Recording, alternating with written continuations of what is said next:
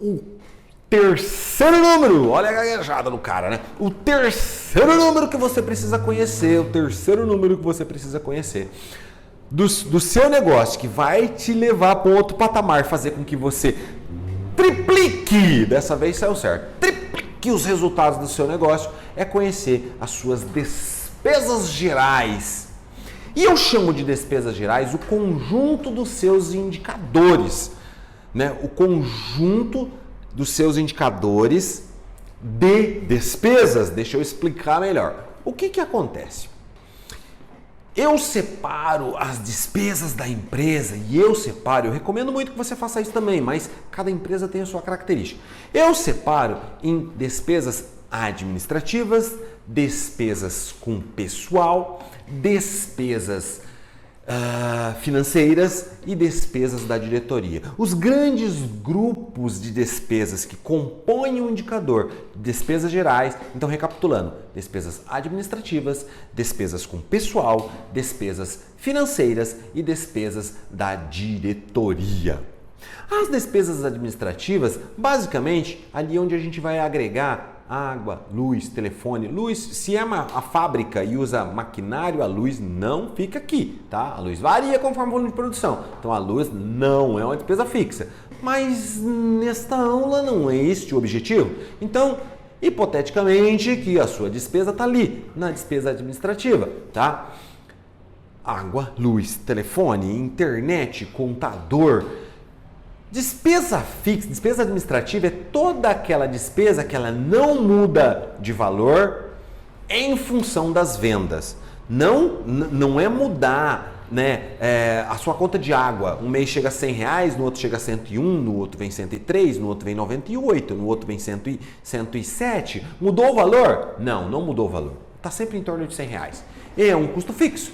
Por quê? No mês de veio R$100, você vendeu 30. No outro mês que vem 98, você vendeu 40 mil. Né? Você vendeu, no mês que a conta veio R$100, você vendeu 30 mil reais no mês. E no mês que a conta veio 98 mil reais, você vendeu 33 mil reais. Qual que é a relação que tem um com o outro? Nenhuma. Então essa despesa é fixa, tá? É uma despesa administrativa, não vamos aprofundar agora, mas você vai pegar todas as suas despesas administrativas, todas as suas despesas com pessoas, com pessoal, salário, o fundo de garantia, o 13º, quando tem lá o 13º, o vale transporte, o uniforme, toda a despesa que você tem com os seus funcionários, colaboradores, aqueles que estão prestando serviço regular dentro da sua empresa. Então, todo esse custo que você tem com pessoas, com pessoal, você também vai somar para compor o meu indicador de despesas gerais. Também tem a despesa financeira, que na verdade é resultado financeiro, tá? Eu uso mais a expressão DF, despesa financeira, é uma nomenclatura que a gente usa ao longo do tempo nos quadros de gestão à vista que a gente coloca, tem um quadro ali, né? Então a gente coloca no quadro de gestão à vista aquele indicador. Enfim, o DF na verdade é todo o seu custo financeiro, tarifa bancária, que às vezes você tem uma mensalidade na sua conta, um banco tradicional. Se você tem material meu ali mostrando como você economizar na sua empresa e um deles é a redução do custo com o banco. Mas caso você ainda pague o seu custo com o banco, tá? Então, você tem ali sua tarifa com o banco, você tem despesas de cobrança, né? Despesa ali para poder receber um outro cliente que não está pagando. Você tem também as suas tarifas de consulta, SPC Serasa e assim por aí vai, né? Seu custo financeiro, suas despesas financeiras. Então, se despesa financeira menos as receitas financeiras, sabe aquele cliente que paga uma continha atrasada, você cobra um jurinho? Entrou um jurinho para você, dependendo do seu regime tributário. A gente está falando aqui no contexto global das micro e pequenas empresas, que geralmente estão no simples, né? Então a receita financeira abaixo da despesa financeira e essa diferença é o seu custo financeiro. E o fundamental e o crucial é o que eu chamo de DD, que é a despesa da diretoria. Talvez no seu negócio você mantenha as suas contas pessoais da sua pessoa física ali misturada com as contas da sua pessoa jurídica, da sua empresa, porque a sua empresa não é você, você não é sua empresa, as duas estão tudo misturado, engalvinhada. E eu vou falar para você nesse primeiro momento que mantenha misturada. Tcharam! O que acontece? Eu não tô louco. As contas da empresa e as contas do empresário precisam estar separadas. Você está entrando em contradição, Cleber. Você acabou de falar que elas precisam estar misturadas, depois você fala que elas têm que estar separadas. Vamos lá. São princípios que precisam ser respeitados. E a empresa é empresa, o empresário é empresário. Então as contas precisam estar separadas. Só que depois que você encerrar essa aula, que você terminar de ver esse conteúdo, você não vai separar suas contas. Você vai continuar com tudo misturado. Talvez você já tenha ouvido falar isso antes, mas você continua com tudo misturado. Só que você precisa fazer isso por um tempo curto, até você entender quanto você ganha. Porque eu desafio você, será que você realmente sabe o quanto você ganha? Será que você sabe qual é o valor do seu prolabore? A despesa da diretoria é o seu prolabore e a sua retirada. Eu já encontrei empresários, e talvez não seja você, talvez não seja o seu caso, de que primeiro eu pago as contas da empresa e o que sobrar eu fico para mim. Não é o seu caso, né? O que acontece? Não é assim que funciona. Você tem os seus compromissos.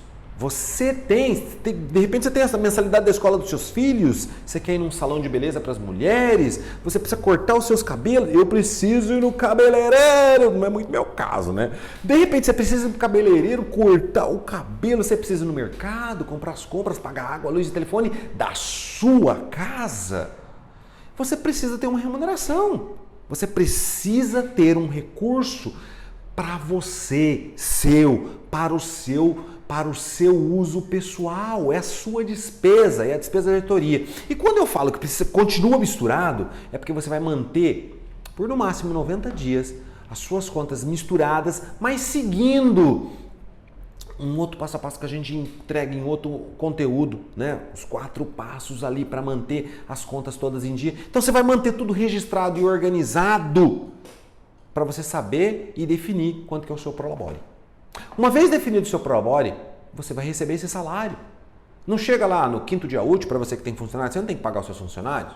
Eu já tive loja no comércio da minha cidade, já fui premiado como a melhor loja do meu segmento de moda íntima do Paraná inteiro. Eu fui escolhido como a melhor loja de moda íntima do Paraná. Então, eu tinha que pagar funcionário, eu tinha que pagar colaborador. Até hoje a gente tem gente na equipe, tá? Um pouquinho diferente, mas a gente tem. Então, você tem aquele compromisso, você tem que ter um compromisso com você também.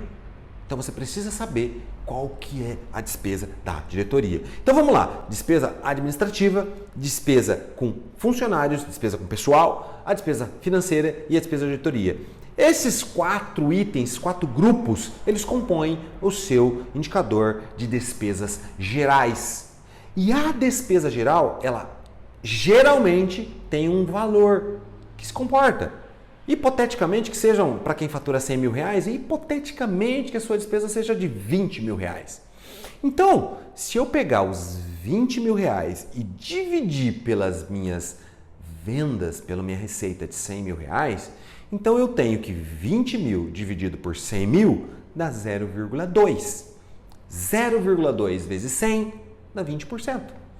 Então você tem mais um número mágico maravilhoso que vai fazer com que você triplique o resultado da sua empresa. As suas despesas gerais são de 20%. E as despesas gerais, elas precisam ser cada vez menores, mas não é cortar o cafezinho. Eu estava procurando aqui uma xicrinha de café, mas não tem nenhuma aqui, então vamos seguir. Estou só com a minha garrafinha de água. Então você precisa saber quais são os seus gastos gerais. E eu falei gastos gerais, né? Você precisa saber quais são suas despesas gerais. Qual é o indicador de despesas gerais? E a luta constante para poder buscar uma redução.